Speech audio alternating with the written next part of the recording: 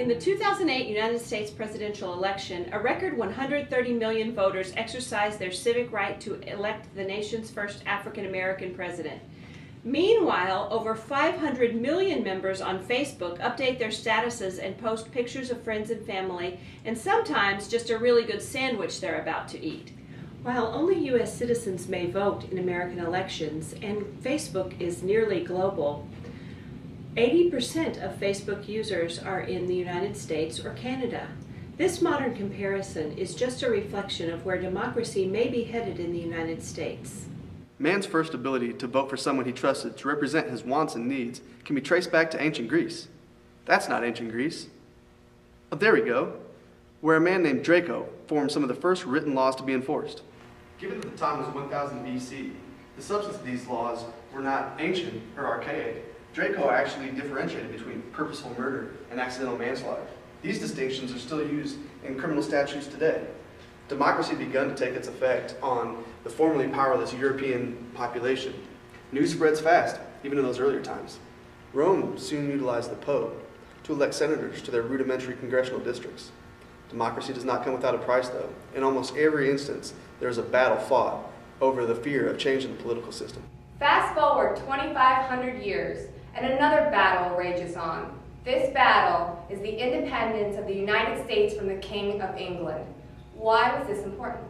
America now could pass its own laws and establish its own government. Freedom was a destination, and voting was a way of getting there.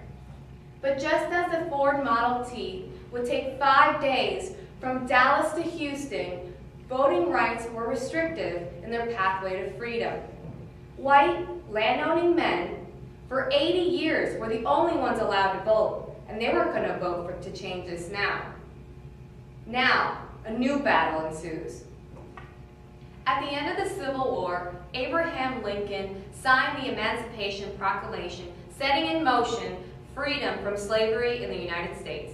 All men were allowed to vote, but the old political system was working hard to prevent these new changes from happening.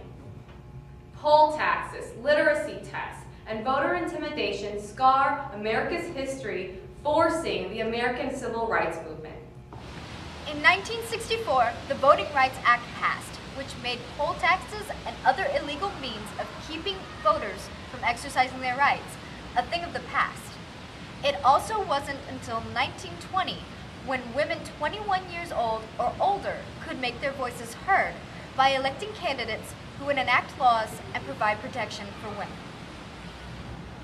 By the time of the Vietnam War, every American citizen 21 or older could vote. The problem with this was the military draft started at age 18. This sparked another battle on the home front, a revolution to change the voting age to 18. For quite some time, this demographic was barely represented in the polls.